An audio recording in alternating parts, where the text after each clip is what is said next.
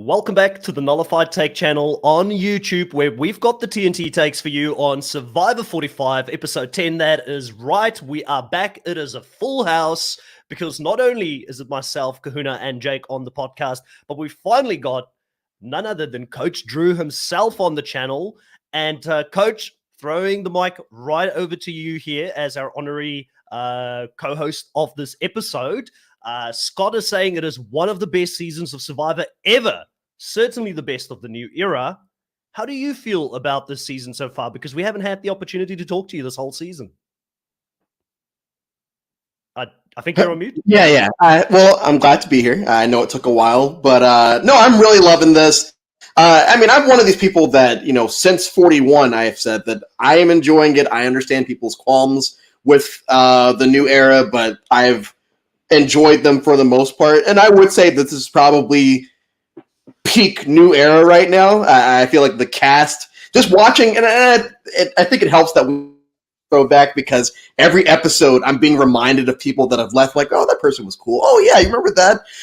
And I feel like the main testament to this season is the fact that it is still very advantage heavy and loss of vote heavy and all that, and we don't care. It's very similar to like David versus Goliath, which was also very advantage heavy, but people always put that in their top 5. And we're still fairly early in the season, but I feel like if the season continues to play out like it does now, first of all, I wouldn't be upset with anyone winning or with anyone not winning this time, if that makes sense. But if it ends the right way, I could see this being a top 10 season for sure. Yeah, absolutely. As long as D or Austin doesn't win, I'm with you. It's going to be a great season. We'll all be very, very happy by the end of this. I know Kahuna probably wouldn't agree with that, but Kahuna, welcome to the show. Obviously, you sort of carried on the torch last week with Jake and at the podcast while I wasn't around to do that. What did you think of this week? Do you agree with Chris? The best thing about this episode is that everybody had their votes? The best thing about this episode, I feel like, the votes thing was great. Just leaving them alone, letting them have their votes, see how it plays out, always a good option when you're down to this many people. But one thing that I really loved about this episode, and maybe one of the things I've loved most about any episode of Survivor, looking at the three of you, the four of us together here, I feel like there should be some Kenny Loggins playing very loudly, a lot of high fives, some fist bumps, poses, fighting all over the place. That was one of my favorite montages in the history of Survivor, man. It was so much fun. And I'm just looking at, we got a boys' night. Is that what this is? This is the boys' night. It's a boys' night, Yeah. We won't let one rip while we're live. That's all I'm going to say. That's not happening on this podcast. If you're coming for that, I feel like Twitch is the place where those things happen these days, not YouTube, okay? Going over to Jake. Hello, welcome back to the podcast. How are you feeling heading into this week? I know that for the first time since a very long time, one of us will be equal with you in the draft with only having 2 players left in the game. What's keeping you motivated this season since you've kind of been out of the draft early on? I'm not motivated. I stopped watching it. Sorry. I probably should have told you before. Just fake it. Fake it until you make it. Yeah, just pretend like I know what's going on.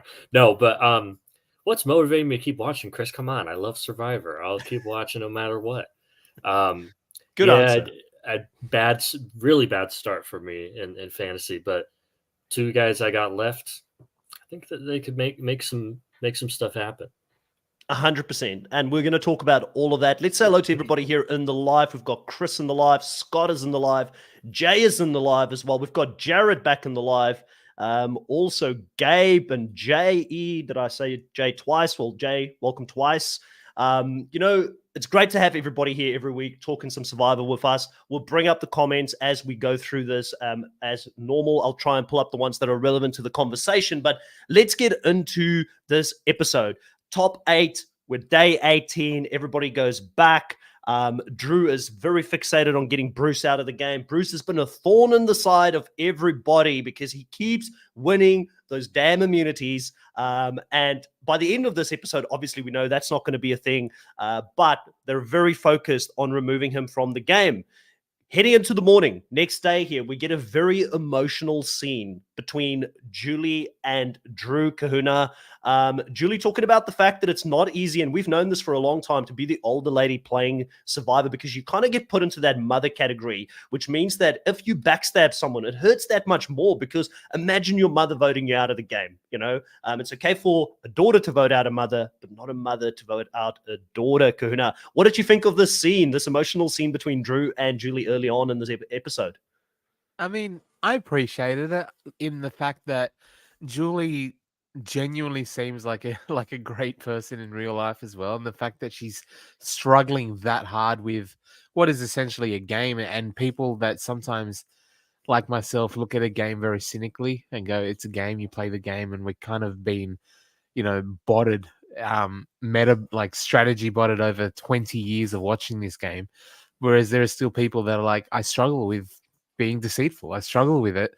But the thing that I love about Mama J is that she is verbalizing that she's having struggles with it. She's saying that she's having struggles with it, but she's still doing it very well.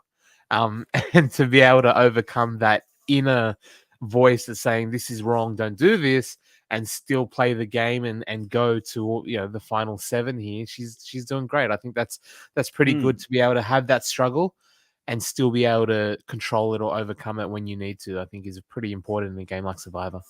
Yeah, like Coach Drew, you're someone that's watched Survivor for a very long time. You've seen this story play out multiple times over multiple seasons, where the older lady maybe doesn't get the respect at the end. Maybe someone is looking at her as this mother figure. They trusted her. She betrayed them. She played a good game, but she doesn't get the votes at the end. What do you think of Julie's strategy this season and being so open about it, even at Tribal Council, talking about the fact, like, listen, I am the older person, so it's going to hurt more. I'm struggling to look at the people on the jury right now.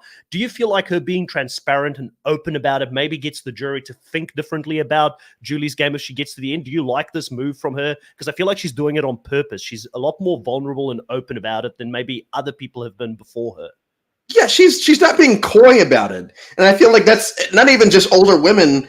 Certain people will just go up there and say, oh, shucks, like, I didn't mean to, or this or that. It's like, no, just tell the truth at this point. They're already gone. Yes, they still have that vote at the end, and their vote will be determined based off of whatever they determine it off of.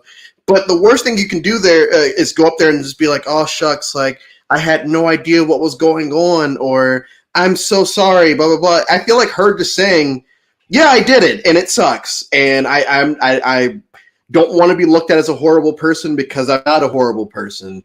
And, I feel like it was an editing trick. They show Kendra react to something. I'm fairly certain that wasn't anything that she actually said in that moment. But, I mean, I'm convinced that Julie, if I were to rank the 7 left, I'd say Julie has probably the second or third best chance at winning because she is being out front with it, and because people are deeming her as a threat. I feel like in past seasons, older women, if they don't get to a certain point, or if they do get to a certain point and haven't done anything, then they're just like, oh yeah, this person's here, but what is she really going to do? I feel like because her name came up in this episode, even though it was just from Bruce, I feel like that might put some seeds in people's heads. Like, yeah, Julie came to play, and her performance at Tribal and twice? Jake also. I think, it was Bruce this episode, but also Jake tried to go a couple of rounds ago. Yeah, but I feel like Julie's she's still in a good spot because, of everybody else that's with her. But I wouldn't be surprised if people decided, oh, yeah, take her to fire because we could be screwed if she gets to the end. I wonder, Jake, how aware Julie is of her position in the game, because I've got a similar read to Drew here. I think that Julie's got an actual shot at winning this game, depending on who she sits next to at the end here. But she feels at this stage in the game that maybe, and I think this is why we got this scene, I do feel like the editing is ramping it up towards Julie betraying the Reba Alliance at some point in the game. That's what I think we're seeing. Is the right move for Julie moving forward in the game right now to turn against the Reba alliance that she's been working with for such a long time? And if she turns against them, who do you think is the best person to take out in the game right now for Julie's game moving forward? First of all, I think it is the right move, especially like now. Like now would actually be like the perfect time. I think even last tribal would have been maybe one too early. Because there would be too many people left. You might get outnumbered by the others. But right now, if her and Emily can make something happen, and if she takes out all the Reba, other Reba, and she's with two of the other stragglers like Jake and Katura, I mean, she's got it in the bag. Are you kidding me? You know, she was in the majority alliance. Sure, she wasn't like calling the shots like Drew is, but she knew her position. She can show she had a strategy, be in the majority, make a move to flip the script, and then cruise on with some of the people getting dragged along. That would be an easy win. So yeah. She has a shot. I think she has a clear path.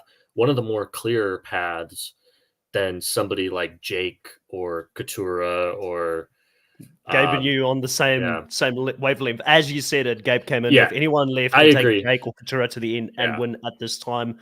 I mean, it's hard to know because obviously I don't think that personally don't think we're seeing the winning story of a Jake or a Katura this season. So it's hard because the edit will only give us the whole story from the lens of Reba or whoever's in charge at this stage. So, but Jake, at least out of the two, I would say very confidently, Jake, the way people are talking about Jake at the moment, he's grasping at straws. He's trying to stay in the game. Well, his game. He has a story. He has an actual story to his game. What is Katura's story? It's that she just wanted to vote out Bruce. Yeah, but I feel like that's She's where won the already. editing. She won. But now. I feel like, like, but I'll say this. We've never actually heard anybody say anything bad about Katura in the game, and I feel like the edit is not showing us Katura's game in full. They probably hyper-focused on the fact that she was constantly going after Bruce in the game because it told the story they wanted to tell. But from Jake's perspective, yes, he's got a story, but no one's talking him up based on that story. Everybody is like, he's grabbing onto straws. He's trying everything. He's getting caught.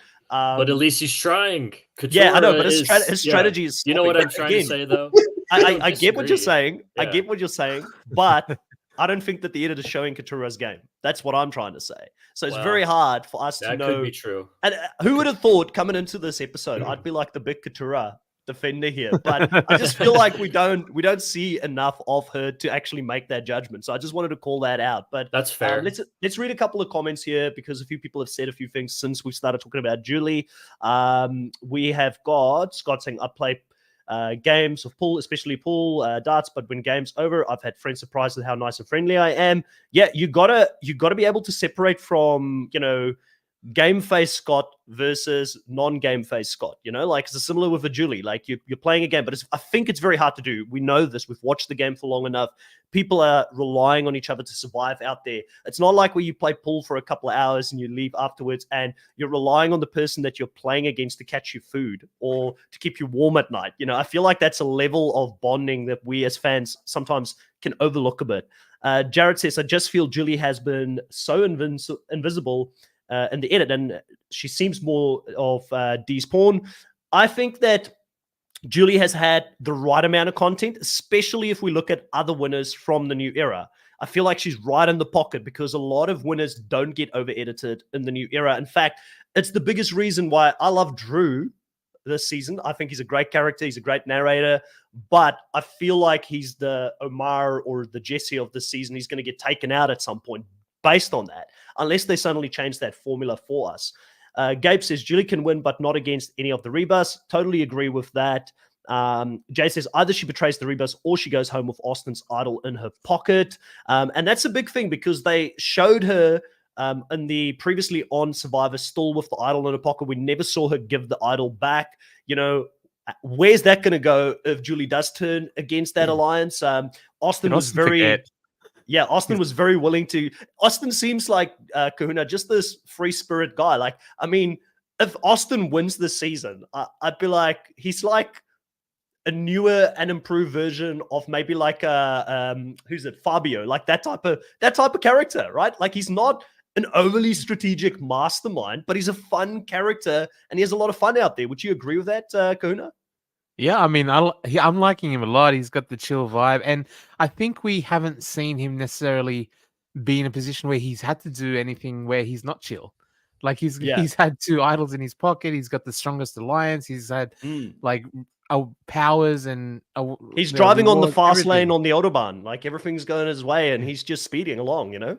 And now, like, you know, potentially he might be winning a few more immunities, like going forward. Like his biggest competition for winning immunities is out as well. So Austin's like chill because he hasn't had to worry he's, at all. To me, right now, he's like the least exciting winner. Like him, maybe like Drew, I've really enjoyed. He's done a couple of things, but he's kind of in that same boat. Like, who would have thought I would come into this podcast where I started on Emily?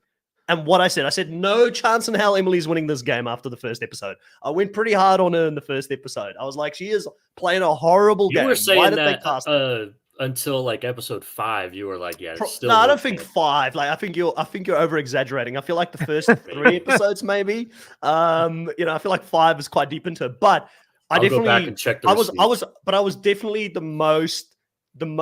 definitely the lowest on Emily throughout the game. Even when she started changing and she started making these moves, I was like, yeah, but can a leopard really change their stripes, you know, like all their spots, whatever the saying is? Can that really happen, you know, in the game? It's so hard to be able to course correct in the middle of the game if it's a part of your personality to be confrontational, you know? But she's done it. And this edit was so kind to her this episode because the move at the end was credited to her, not to anybody else, to fool Bruce. She's almost weaponized that same confrontational attitude, but instead of doing it that's people that's come to her, she uses it as a tool for other people. It's like, Jake, Drew doesn't like you. Like, you know what I mean? Like she goes to other people. Yeah. Bruce, no, Kelly was against you the whole time. Yeah. Like she's being honest with people. She's being raw, redirecting it to other people so that she gets the dopamine hit, but it actually serves her strategically. It does, because I was going to point this out. 2 things she did really well in this episode. Obviously, the move, which we know that was credited to her. But the other part is that she's showing a willingness to go to those that are on the outs and provide a little bit of information to them. Not enough for her to hang herself in the process, but for them to feel like, oh, wow, Emily actually cared about us in this game. She actually treated us like a human being. So, you know, my biggest fear was that she wouldn't have jury votes if she got to the end. Well, 2 things are happening in this game right now. Reba is steamrolling the game. And, you know, if they get to the end, I feel like the minority alliance is going to feel a certain type of way because they were all voted out by Reba. And Emily is that clear option as someone that wasn't really in the driver's seat throughout all of that. She was attached to them, yes, but she also treated people like human beings out there. Like, could we see another Sandra Diaz-Twine situation where she gets to the end, coach, and people say, well, Emily is the lesser of the 3 evils sitting up there, and she was someone who actually gave us a little bit of real information throughout the game. Yeah, I think the part of the episode where she says, you know, I'm not out here trying to treat people like chess pieces.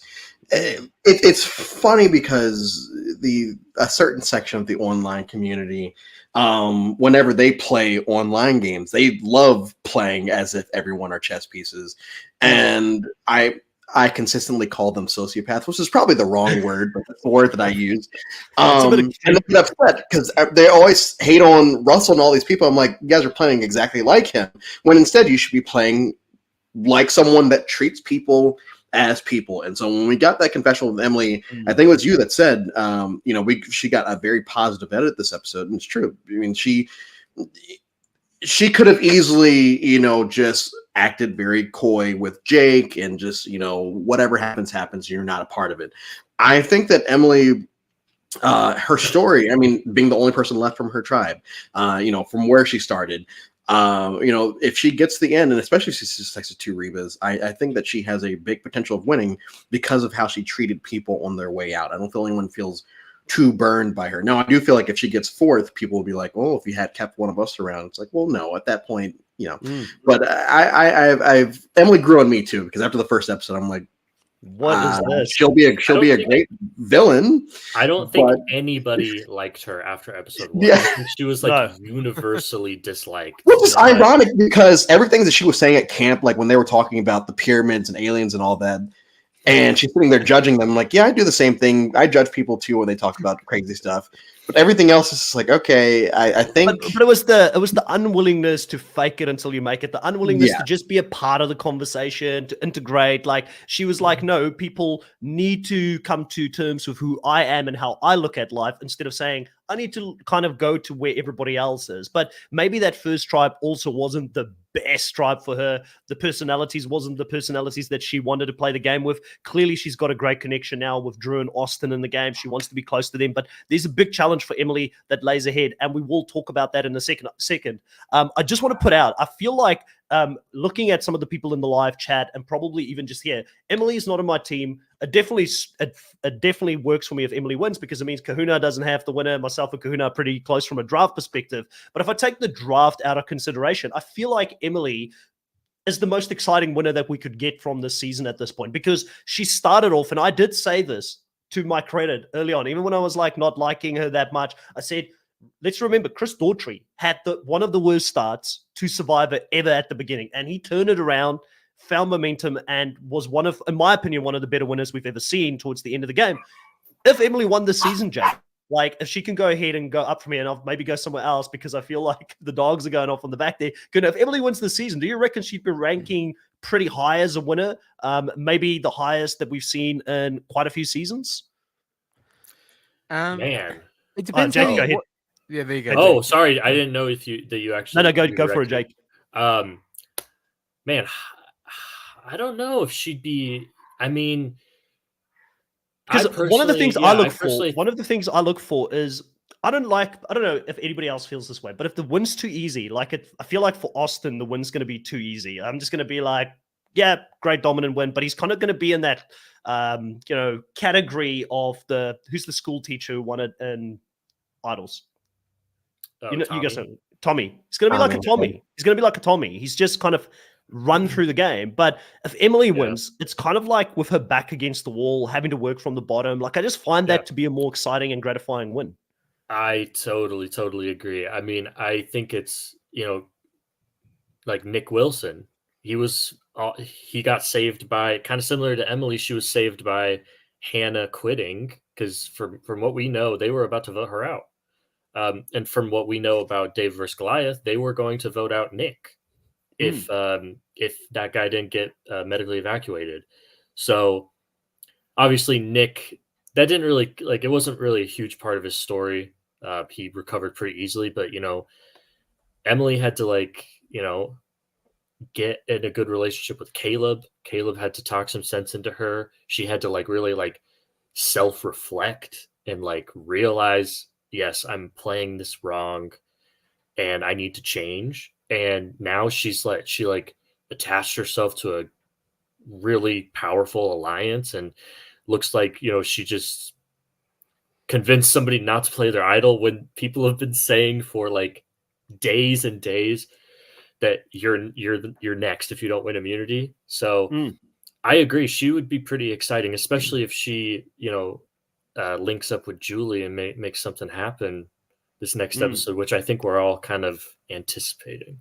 I'm hoping for it, but the big problem that I see for that move going forward here, Coach Drew, is that Julie is so close to D, and it looks like Emily is hyper-focused on D being the person within the Reba alliance to go next. So I kind of feel like there's a high likelihood Julie says, we need to turn on the boys. She goes after Drew. We had this scene with Emily and Drew being very close as well in this episode. They had a really good conversation about strategy, and it really made me realize how tight those two have grown over this time as well. I feel like Emily may be less willing to go for Drew or Austin. I think Austin would be a case because they could flush idols.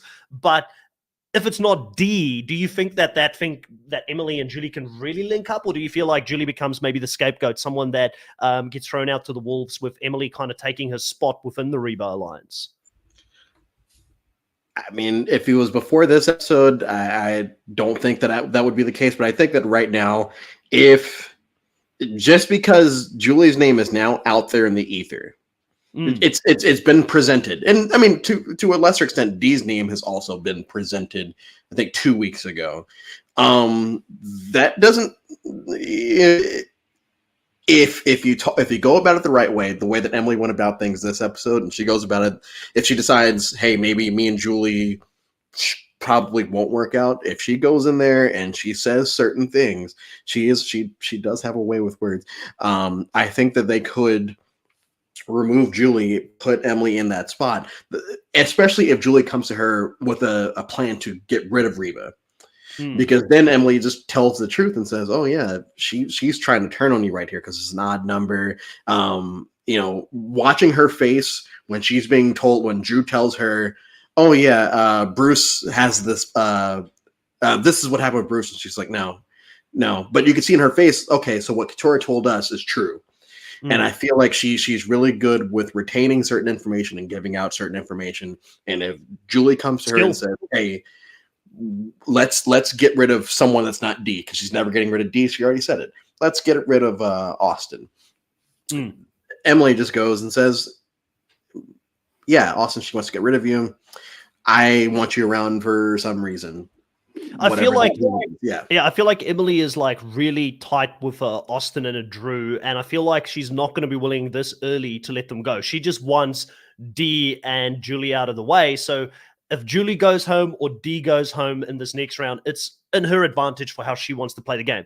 I don't know if it's the smartest move yet, but I do think that there is a world, like I said, where Drew and Austin gets to the end and people on the jury maybe feel a certain type of way about the Reba Alliance running the game, taking them out one after the other. And maybe Emily is seen as someone, like we said earlier, that have been forthcoming with information, trying to play with different people in the game. So she has less people that she has to betray at this stage in the game. She only had Caleb, coming into her to this merge. And I feel like even with Caleb, she did try and work with him. She was pretty honest about the fact that he was on the out, and he understood that she told him to play a shot in the dark, basically. Exactly. So I feel like she's covered in all angles. I do want to move on to Bruce, right? Like let's move on to Bruce. We haven't spoken about Bruce all that much in this podcast as of yet. Drew, I want to start with you. How have you felt about Bruce coming back to play for that second time? Do you feel like he lived up to the expectations that Emily had of him as a player coming in with all that experience? And how do you feel like Bruce, just his arc as a whole on this season? Have you been a Bruce fan or not? I'll answer the last question first. Like, he was fine. I wasn't the biggest Bruce fan, but he was great shit on television. I at the beginning of this, or right before they went out, I was convinced this was going to be an all returnee season, because in my head it was, why would they have one returnee on a cast this large?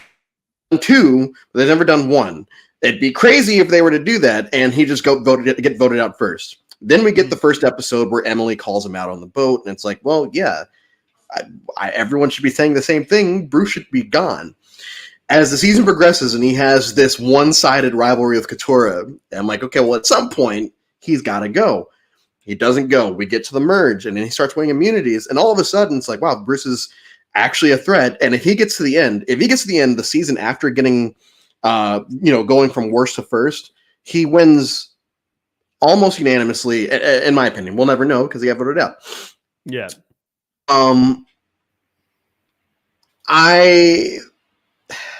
I was surprised to see him go this episode, because I was convinced that the target would shift to someone else. Even if he didn't win, I feel like the Bruce vote would be too easy. But then you go into the episode and you see all this craziness that Bruce is trying to do, and it's like, okay, it wouldn't be the craziest thing if he went home, but it would still be like, okay, really, we're going to do Bruce now? And like, you know what? The execution is what made the episode great, in my opinion. But going into the episode, I was like, there's no way Bruce goes home. That's the easy vote now, and especially if he loses immunity, there's no way. And he has an idol, and but I think that Bruce was great television. I'm glad that we got him back. I probably don't want to see him again, but I wouldn't mind seeing him again. But I enjoyed the Bruce story arc from last season to now. Yeah. I think we had who was it, Jay asking, I think, in the live. Well, yeah, Jay has said I'd love to see Bruce come back for a third time. I do think Bruce will be the first third time returner, because I feel like Jeff loves Bruce. I really do think that, and what I'm trying to say is there will be an All-Star season, and he's probably going to be the first person within the new era to get 3 times, basically come back into the game. And I've loved Bruce. I think Bruce gave the producers this season everything they could have wanted, right? He had this rivalry with Katura. He was sort of oblivious and not as self-aware as he should have been with his allies, and maybe tried to bulldoze his ideas across quite a bit, where he didn't even realize a Kelly, for instance, wasn't as close to him as he thought. That was his number 1 in the game. And, Jake has sort of gone off and did something different on his own because he didn't really manage that relationship well. So, but the Bruce, brought fun. If the whole dancing on the boat, disappearing as he's going, the whole, name dropping. I can only imagine if he comes back for All-Stars, what name drops are going to sort of happen at that stage, because, that was fun to see with Kane being Canadian and real fun. I felt like he gave us a lot. And in a sort of era where a lot of people can be kind of the same in the way that they think and in the way that they move, and we've really dipped into this super fan sort of era of bringing players on, and they're all game bots. I think it's refreshing when you get the Bruces, the Roxroys, people that are slightly a little bit different. You need that to add just a little bit of that seasoning when it comes to the personalities that are out there. So I feel like from that standpoint, Bruce will definitely come back. But Kahuna, you're a dad, right? We have to talk about this. It broke my heart watching Bruce question himself and how he is in real life outside of the game. And maybe his daughter looks at him similar to how Callie looked at him, being overbearing. How did you feel as a dad watching that scene and thinking, man, this guy's going through it out there? Because Survivor makes you question your own reality. I mean, I said any dad knows that they get those looks automatically from their daughters anyway. Just my daughter's 8 and she's already I think she's probably straining the tops of her eyeballs just from the rolls. So she does just exercises so much at anything that comes out of my mouth. But it doesn't. It did hurt me that Bruce would even question the love. You should be able to say confidently, yes, my daughter thinks I'm lame. I know that. But she still loves me because I'm dad. But maybe not necessarily Kelly and etc. I think Bruce kind of overachieved considering how long he was on the outs for, how long, and he didn't even realize it at one point, at any point, that people didn't like him. Bruce was not a good player, but he's a good character. And he was fun from that regard. But man, I think mentioning Emily before with Bruce now, I think what Emily needs is for Bruce to be her hype man, her pitch man. He needs to go back to Ponderosa and say, it was Emily. Emily was the one that got, and if Bruce has that personality where he can separate that, and he seems to be pretty good natured, that's what Emily needs, is Bruce to go, yeah, Emily's the one that got me. And spread that amongst the other bellows there and stuff, that it was Emily's the one that really got me over the line and tricked me, and I didn't use my idol because of her. But I don't know if Uncle Brucey has that in him. He might make it more. You're asking himself. Him to do the was it Eric and Survivor Samoa who stood up and did the whole speech for Natalie? You're asking Bruce Eric to do Cardona, the greatest jury speech of all time. Yeah. So that's a hard one to live up to. Bruce is he's something about him. It's because he's too big of a threat. He's just way too liked. They had to get him out. Yeah, that's true. Well, let's talk about it a little bit, Jake. You're the person that is all about the strategy. You look at this game very analytically, what's the right move? How do you make it? When do you make it? This is why we come to you in the podcast. Where did Bruce go wrong here? Because early in this episode, even Emily talks about the fact that Bruce maybe doesn't want to use that idol, in a way where it benefits going after the rebus. It's the perfect time to do it. would you say his inability to be adaptable and maybe flexible and work with other people's plans was his downfall, or where did it go wrong for him? Yeah, pretty much that. And also, I think just such poor choices of who should I actually lie to about my idol and who should I lie to, but then admit that it was a lie. And he lied to Jake and just never told him until later. And then he lied to Katora and then immediately was like, that was actually a lie. How good was that? And it's like he needs to be, we know that he knows that he and Katura don't get along. Like, we know that. He said it. And we know that like he seems to like Jake pretty well, and you know that they should theoretically be working together. But and we saw Jake was so like that shook him up when he's like, now Bruce is just telling pointless lies to me for no reason. He's like, what am I doing in this game? Like you could tell that like fucked him up. And I get it. I get it because that just made no sense. And yeah, he was going through it this episode. I mean, even up until like the tribal council where he was just like, I feel dumb, I feel slow, you know, I'm like, I'm behind the pace, which is another reason why I just don't think that someone that doesn't even have confidence in their own game at this point, like how this, like, you know, Jay has got him. Jay, I saw your rankings earlier. Let me see if I can pull it back up. I'm sorry, Jay, for calling this out, but how can we see him as a winner based on the fact that he's just like, unless he comes up and suddenly his game changes drastically heading into the end. I think even in a Julie Katura Jake final, Julie will still get the respect from her Reba members. I feel like her being up front, like I see a way for Julie to be the number one person in that trio, basically in the game. And Katura, like I said, it's just based on the fact that we have seen nothing of her game outside of the fact that she's targeted Bruce. And Jake is like, he needs his tribe mates to tell him it's okay, mate. Like, you're not dumb or slow. This is Survivor. Jeff needs to put him at ease. Like, I don't think it's a good look in front of the jury. How do you feel about that, Jake? I think that it has pros and cons for sure. I mean, we saw that the jury's now fairly sympathetic towards him. They were cheering, or they were like getting upset when they kept seeing his name show up. They didn't want him to go. Okay, Jay, that sounds. He seems very confident about this Jake win at the end. He's just like, he's like he knows things we don't know. We'll never understand what's going through. Jay, be honest with us, mate. Were you out on location? Were you one of the cameramen out there?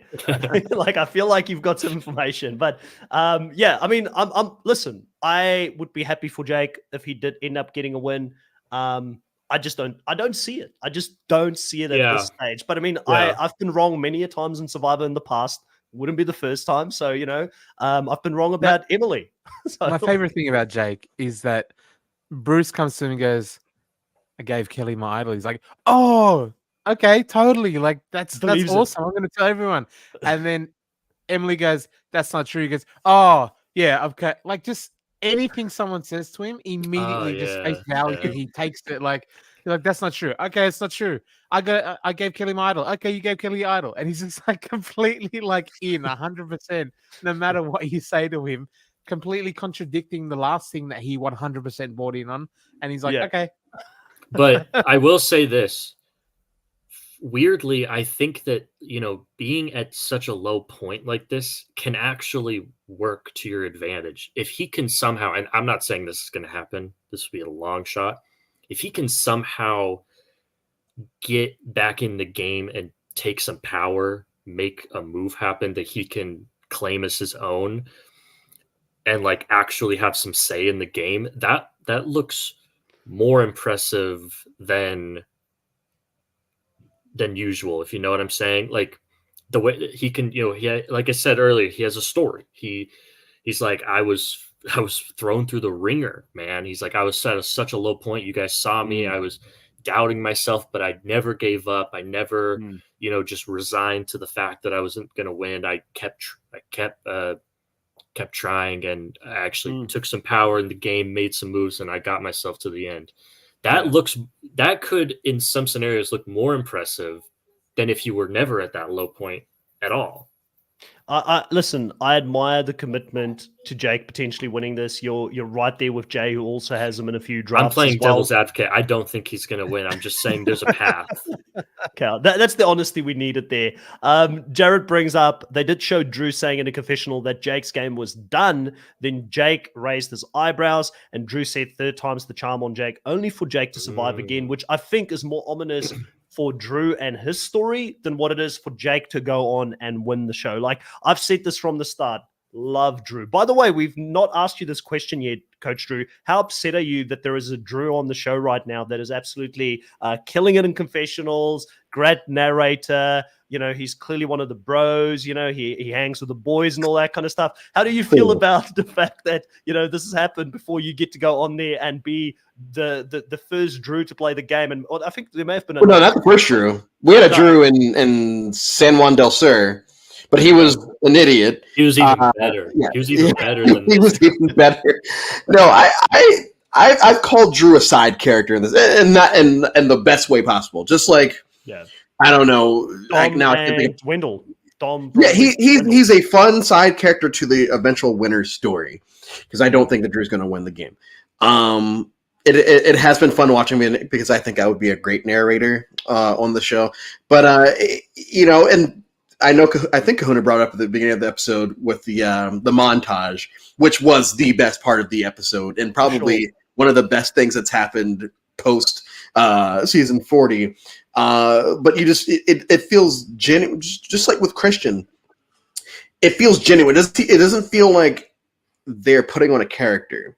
And people like Coach, that always felt like he was putting on a character. It does not feel like Christian or Drew in this season are putting on characters. It just feels like this is who this person is. And when he says, hey, I've never been one of the bros, I'm like, yeah, I believe that. That's nothing wrong with that, but I probably haven't.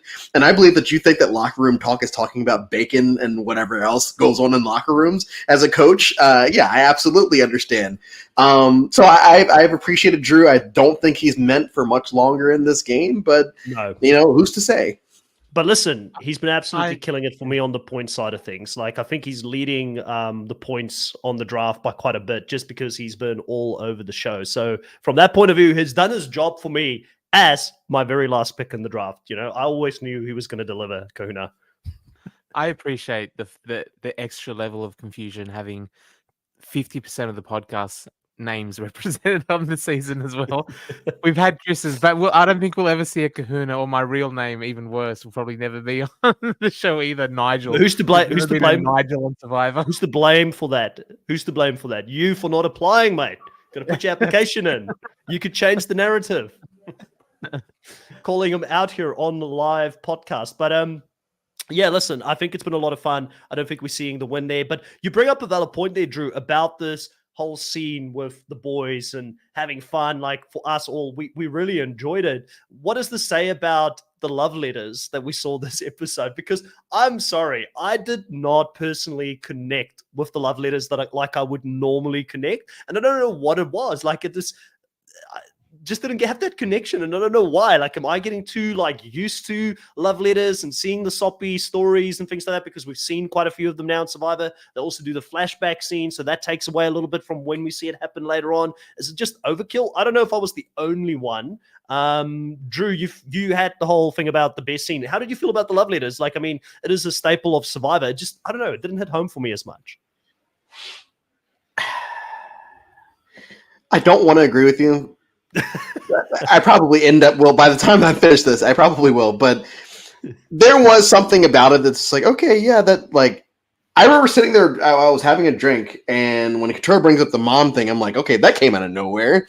Yes. But, like, it hit home for reasons, and I'm like, okay, I get it. And Emily, Emily just moved in with her boyfriend. She never thought she was going to be married, and we're getting all these stories. I think the one story that stood out to me was Julie's story about being through the divorce and their kids, and it's like, okay, I am appreciating this scene, but I still had more fun with the fun stuff with the men, which is not the case usually. Usually I care more about, like, those family visits. My favorite scene of in Survivor history is the season 40 family visit. That's what it is. And so I should appeal the stuff with the women should have appealed to me more in this episode. And it didn't. For some reason, I don't know what it was. I don't know what it was. Yeah. So I guess I agree with. Yeah, and I think that I just want to say it's not taken away from the stories. Like, they're all genuine stories. Obviously, we know that. It's just, I don't know if it was the way that it was edited, the music they were playing when they were doing it, where it felt like it was overdone. I don't know. Something felt a bit off. And Chris brings up a valid point that I didn't even think about. Chris says, I hope Katurah asked for the letter from her mom. That would have been so traumatizing if she legit got the letter out of nowhere from her mom after she's the one who wanted to cut contact. Like, I feel like it's actually pretty disrespectful, like, for production to just give her this letter out of the blue. But maybe production didn't know. Maybe they didn't do their due diligence and didn't realize the situation between Katurah and her mom. But that, again, I think even that story, like, it was such a quick one, which came out of nowhere, like Coach Drew said. And it's almost like we didn't even have time for it to sink in, and we were on to the next one. And it just, I don't know, something felt off on that. I don't know if we need to go into it anymore. Kerno, do you have any thoughts about maybe, I know you're one of those people that appreciate production and how they put the show together.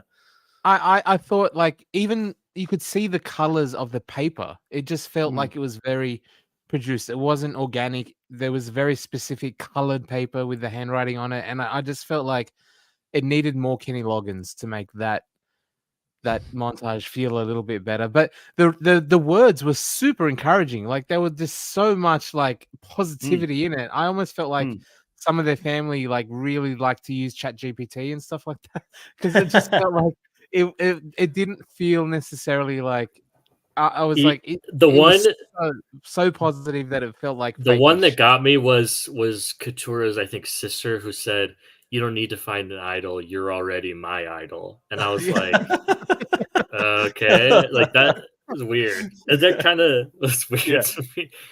I blocked that out of my memory. I don't even remember that line at all. I was like, completely forgot about it. But no, I mean, it was interesting. Let me put it that way. What did all of you think about, and I guess, Jake, I'll come to you. What did you think about Emily's choice to get the ladies to go out there and do this, clearly with Drew in tears at the end, but still choosing not to go in that direction? Do you think she made the right choice? Do you think this will come back to bite her in the butt? What's your thoughts on it? Because it can be a double-edged sword for a lot of people when they make these decisions. Yeah. Actually, I don't know, because we didn't really get to see anybody else's comments on it, really. But I mean, did she know that we were going to get an awesome boys montage at the beach? Well, maybe she did that on purpose for us. Did you see that bit where Jeff like almost glitched? Like, it looked like he was like, and blanket, and then he just like stopped for a second, and Jake and they were like waiting. And I think it's because he was going to say, and blanket, and kind of like caught himself. I'm not saying letters from home yet, but he stalled for a second. I was like, I noticed that. Like reboot. The delivery on that was brilliant, though, not to tell them about the letters until the point where she had to make the decision, which puts extra pressure on the player last minute to think again about who they were going to take with them on this reward, because you know that missing out on food is one thing, but missing out on love from home, that puts a whole different dynamic into the game. And you don't want the player who's competing in the reward challenge to think about that while they're competing. You want to give them as little as possible time to actually process it. And I love the way that they delivered it. But like you said, a bit of a weird moment there with Jeff maybe having to catch himself. Like, 100%. Let's have a look at a few more of the comments here before we move on. Chris says they need to bring back the loved ones being flown in. These letters just don't fit. I agree. I think flying the loved ones in is a lot better.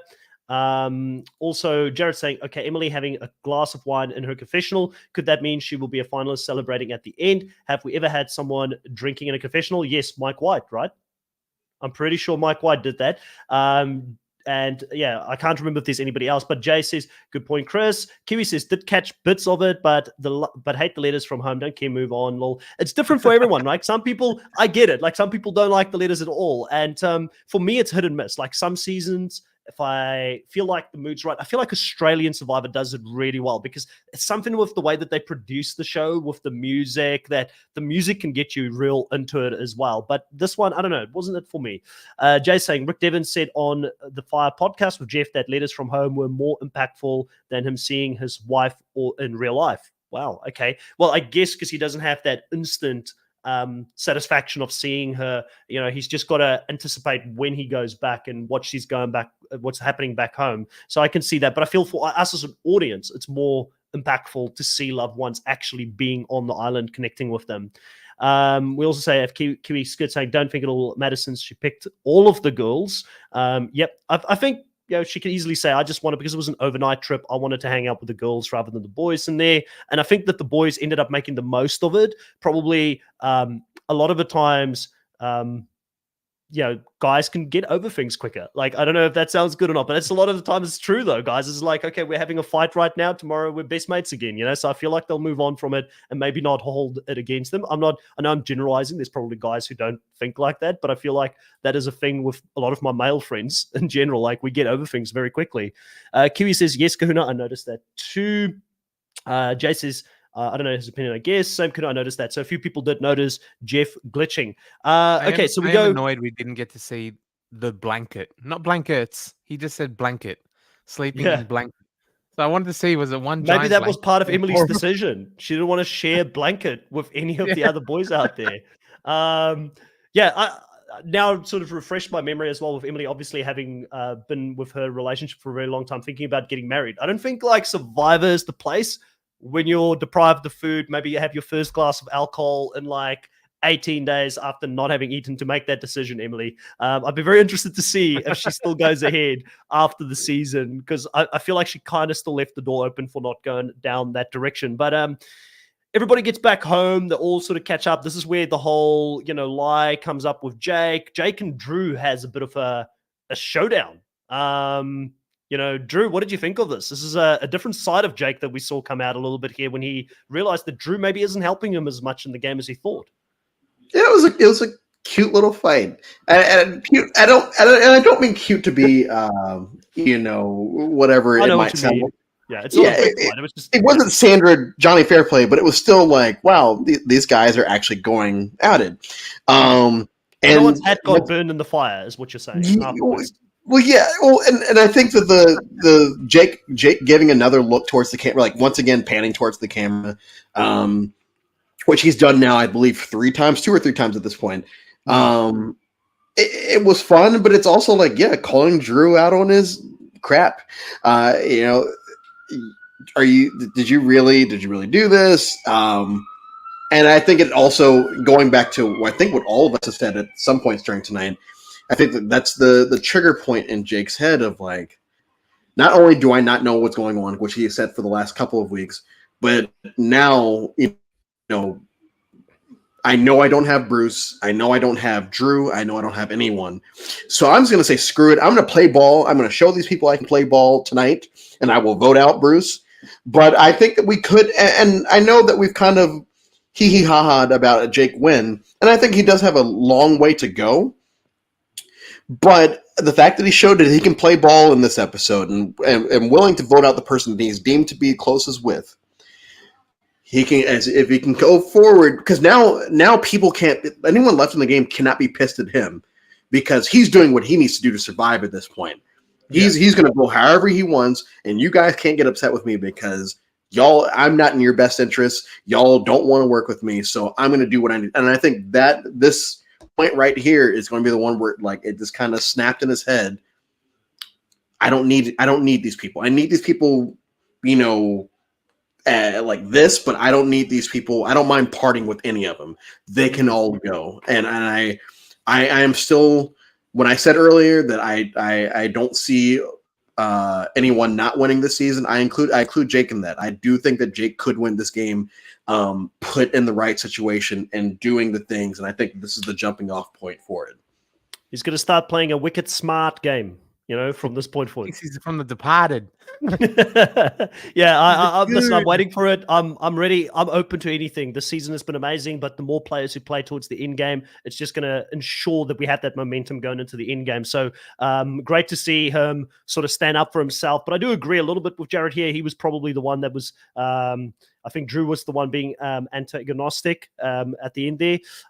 Also, Chris saying Jake knows how to work the camera. He really uses it to his advantage, obviously trying to get that screen time, which, you can't hate on that. The producers do look out for that as well when they cast. We do go into the immunity challenge. And this immunity challenge was one of endurance. I do like the endurance ones myself personally. It's the ones that I feel like really shows who's got it in the tank to go to the end, who wants to win, who wants it more.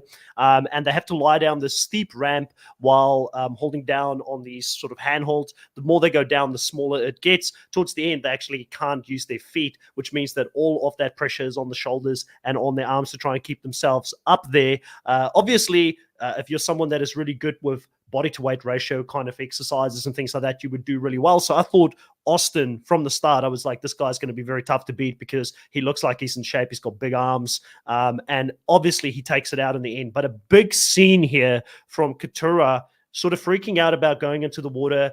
Jeff changing the rules here, Jake, or maybe halfway into it, showing empathy or sympathy and saying you don't have to go into the water. The water is not a part of the challenge you can climb off, but he then does encourage her to finish the swim to the boat, which is iconic. What did you think of this scene, Jake? Do you feel like he is trying to recapture that moment that he had with Sari Fields all those years ago? Because I feel like he always does that. Every season he looks for, when can I get that next Sari Fields moment on the show? I totally thought he was going for another Sari moment. That's all that was going through my head when he was like, we could, all as a family, I'll help you get through this, And I was like, this is totally like flashback, very, kind of inexplicable moment, because Katura said herself, I don't really have a fear of water, she just had a panic attack, and those are tough, especially happening in a game of Survivor, especially happening in the middle of a challenge in a game, where you need immunity to survive. Pretty scary stuff. I also think that when you're out in the ocean, people forget it's not a swimming pool, right? Like swimming in a swimming pool is nice. There's no currents. There's no fear of anything that could potentially... some people think that, there's going to be a shark in the water or something like that. Like, there's a lot of different things that can come to play when you're out in the open water, right? There is, though. There is. The ocean wants to kill you, man. Everything in the ocean wants to kill you. Don't go in the water. That's my thing. This is coming from an Australian Very because, encouraging. like, in Australia, for those who don't know, when you go to northern Australia, you even get crocodiles in the ocean. So you get salt water crocodiles. Blue bottle jellyfish. We get everything. Like, everything wants to kill you in the water. I definitely would never go swimming up in that northern parts of Australia. I'll stay away from the ocean over there. But yeah, very, very interesting sort of to see this play out. And then Austin winning. I'm sure Kahuna had you very, very happy at the end of it because you knew you were going to get some points.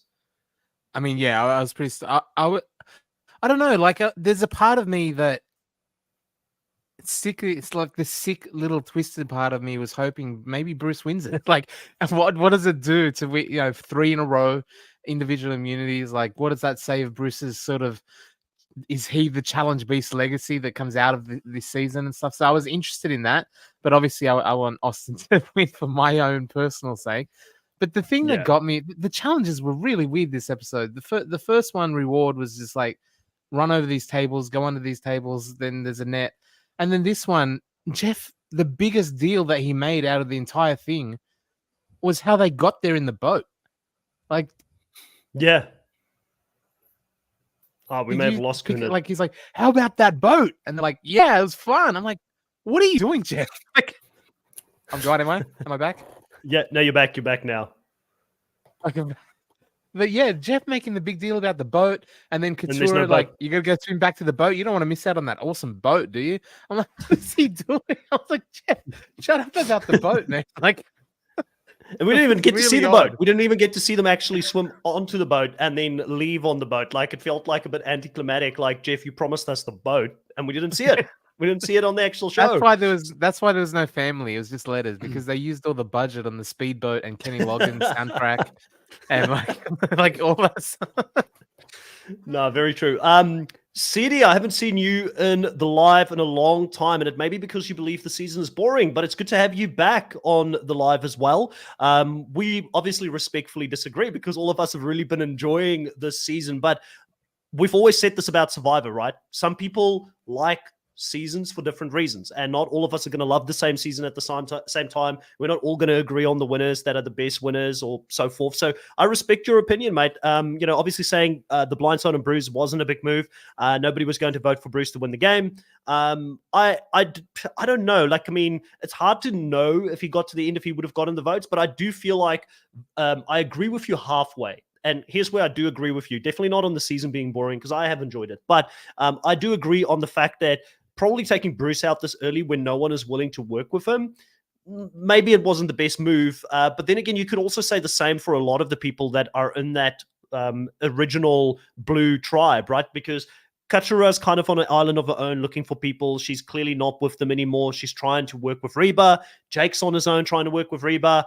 Emily is kind of like doesn't have any choices but to work with the two people that she's got in the alliance at the moment. So I feel like Bruce, did they really need him for that extra vote? I don't know. I feel like all of them are kind of like free agents at this stage. So you could just go after the person with the idol. Kind of makes sense because if he didn't play the idol, next vote, he'd probably play the idol, which could mean your spot in the game. So the more I think about it, I wouldn't say it's like the best move that we've ever seen in Survivor, but it definitely was the right move, I feel like, for this episode, based on the fact that he had some ammunition in his pocket. But City, it's good to have you back on the live, mate. And I hope that you find some enjoyment out of this season. I know you're going to be watching Australian Survivors, so I hope that Australian Survivor delivers with Titans versus Rebels and brings that sort of action that you're looking for in a season.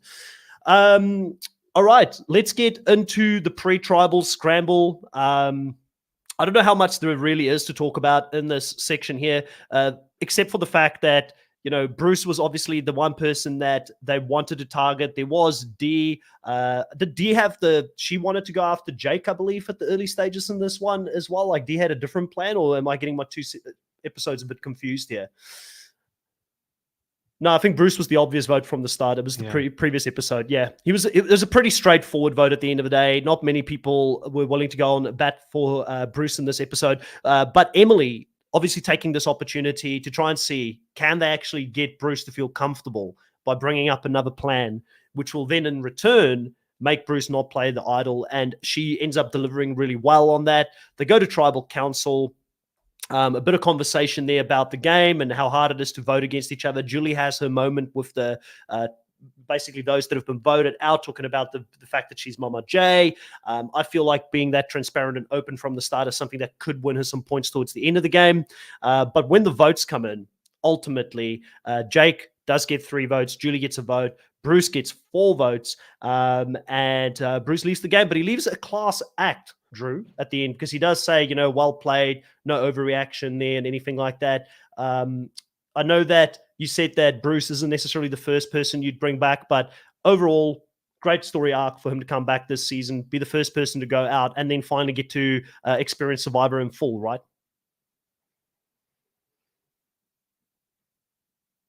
I think was that a question? Wait, was that a question? Yeah. So yeah. I guess just overall, like your thoughts on Bruce, you know, coming back. Oh, having okay, this yeah. opportunity, I mean, like I said, I if I were to sit down at the end of the season and rank everyone based off how much I enjoyed them, he'd be in the top half. He was a fun character. I think I kind of sided with Katora with a lot of the stuff. Like I said, when their one-sided rivalry that they've had this season, like I don't think that I would be able to play with Bruce long term. But you know, I'm glad that they brought him back. I think that he exceeded, I'm going to assume, most people's expectations. I think that, you know, him getting voted out with an idol right now, like, yeah, it happened, but I haven't seen that much like, man, I can't believe this fool just got voted out with an idol. It seems like people are more on they got him good. Like, it wasn't like, oh yeah, he should have done it and he didn't do it. if he does show up in another season, I'm not going to be upset about it. Like there are worst people, but I'm glad that he wasn't the first boot, because, like I said, I was convinced that if they had one returnee on a season of all newbies, there was no way that person was going to make it any type of far, and he made it to final 8. So good on him, I hope That Couture 12 feels happy hours. about it at this point. That 12 hours in the game that he remembers maybe two hours of really came into play this season, with Emily putting a target on his back very early on for that. But yeah, he had a great second season. I'm glad he got to experience it in full, even if he doesn't come back to play again.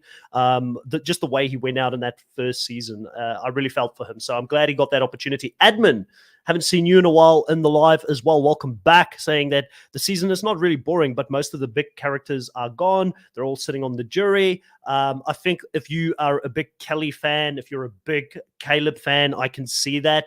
I do think we've got some great characters still in the game. Like Emily probably is the biggest character of the season, I would argue. I wouldn't have said that in the beginning. Well, I probably would have still said it, but for the wrong reasons in the beginning of the season. And then I would still argue that Drew's a pretty big character. Jake's a pretty big character. Sorry? Basile? Basile, yeah. But we haven't seen much of Basile, but I feel like I thought Basile was good with the boys. Well, I feel like whenever he hangs out with the boys, that is Basile, but he just hasn't sort of verbalized that Basile is the one that's taken over. Basile, a bit of Jekyll and Hyde when it comes to he's Drew. not letting the Basile in him really come out. Yeah, he just needs to embrace the Basile, go full macho man out there. But let's have a look at some of the points and how we're doing in the draft. It is that time of the podcast. We came into this episode with 3 players apiece between myself and Kahuna, and then Jake had 2 players left in the game. I do lose my man Bruce here in the spot. That now means that Kahuna has got the advantage going into the next episode. And I do think, Kahuna, you're in a very strong spot. You've got Austin and D, who I both think are still real potentials to win this game at this stage. Katura, again, we've spoken about it. I don't think that the edit has shown us much of her game, and you can say that there have been seasons that has happened. Think about Erica, for instance, obviously one of the most recent winners we didn't always get to see her game, but I do feel like we saw a lot more than what we've seen with Katura, and this is a longer season. You get 90-minute episodes, so like surely they're going to put a little bit of effort into whoever's going to win the show, and I feel like a lot of her content has been Bruce focused at this stage, so I'm a little bit lower on that, but Kahuna, you're in a good spot at this point. That's going to be her final tribal speech. She's like, one goal I set myself for was Bruce. I achieved that goal. I did what I wanted to do. You should give me the money. Right? I don't know if any of you guys watch anime at all, but there's this anime called One Punch Man where he just defeats all of his enemies with one punch, and that could be Katura. She could be One Punch Woman this season and take out the title by just taking out Bruce. Looking at my draft going into the final round, I've got Julie and Drew left. I do feel like there is a world that either one of them can win based on the edit. I think it's less likely for Drew, as I said. I would love for Drew to win because it would be such a great story. I picked the guy in my last round in the draft, and then he goes to win the season. It really would show that we knew nothing coming into this season of who was going to place where. But I'm a little bit less I'm very cautious when it comes to Drew. I want to get my hopes up. Julie, I think, does have an outside chance, but I also think she probably could get sniped if she turns against Reba. So I feel like I'm in a spot where I've got to hope in the next episode or 2 I can continue to build points so I stay in the game until the end to have a chance against Kahuna. And Jake, you still could very well have the winner in your team, but you're very far behind. You're about half the points that we have in the game. So even if you do have the winner, probably won't make a difference. For example, Drew wouldn't know this. I had Yam Yam in my team last season. He won, but I still didn't win the draft because of how our points worked. Kahuna won that draft. So Jake, you're in kind of a position where something similar could happen to you. Yeah, I could get third place and have the winner on my team. Yeah, I mean, I'm kind of just. I had too many people leave too soon.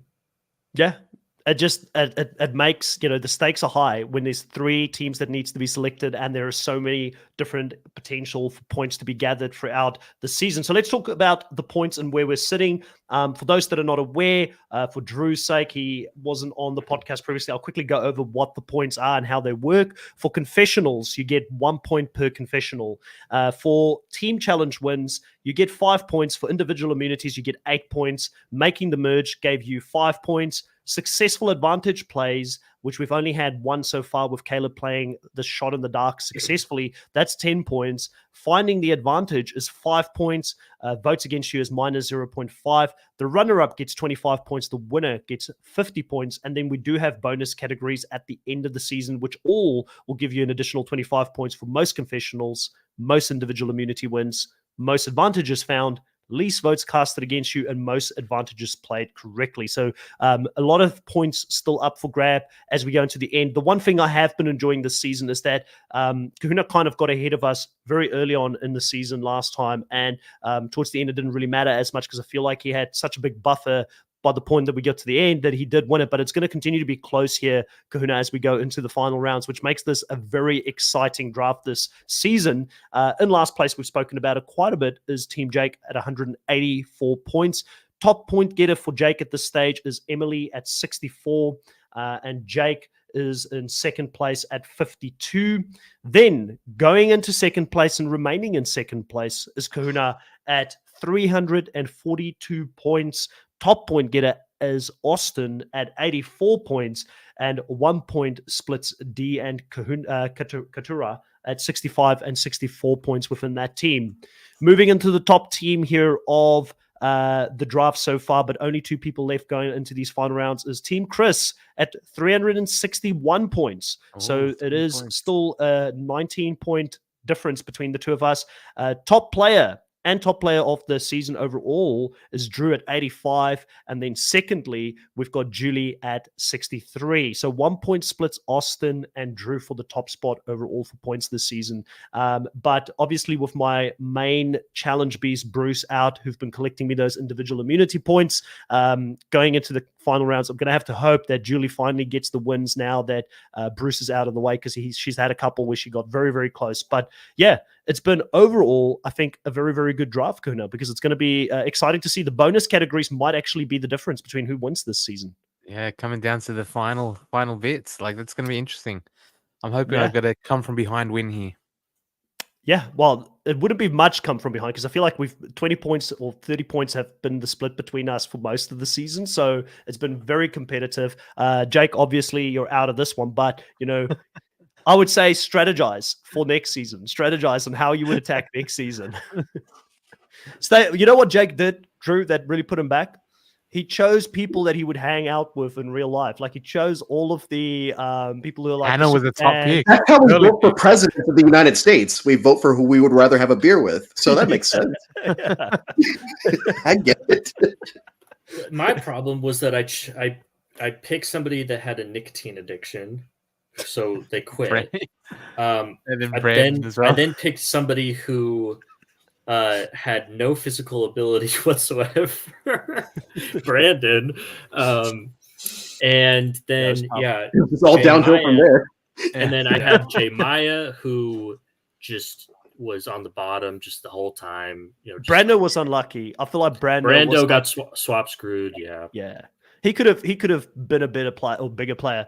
It's just chips didn't fall in his way this season. But the Hannah fiasco set the mood, and I knew it was going to be bad from there. Arnunez, welcome to the live. It's fine. Watch it later on. Put some comments on it. I will come back and definitely put some comments and reply as well. Jared coming in with the big $4.99. Appreciate it so much. Saying Hannah's intro sequence of her slamming into the mud head first is a top tier moment. I think they were trying to make her look bad. They kept that in there because of yeah. Yeah, That's Jared, great. thank you so much for that. We put that straight back into the podcast as we continue to grow the channel here. We really appreciate it. But that is it here for this episode. I hope everybody enjoyed the last hour and 12 minutes as we spoke about the latest episode of Survivor. I had a lot of fun. It was great to have Drew with us in the group here as well today to talk about Survivor. If you like this content, please consider subscribing, hitting the notification bell so you know when we go live next, hitting a like on it. And even if you weren't live, just put a comment on it below, maybe afterwards, just so it helps sort of with the YouTube algorithms and getting recognized. We'd appreciate that. I do respond to most of it. But for now, grab your torches, head back to camp. We'll catch you guys next time. Bye.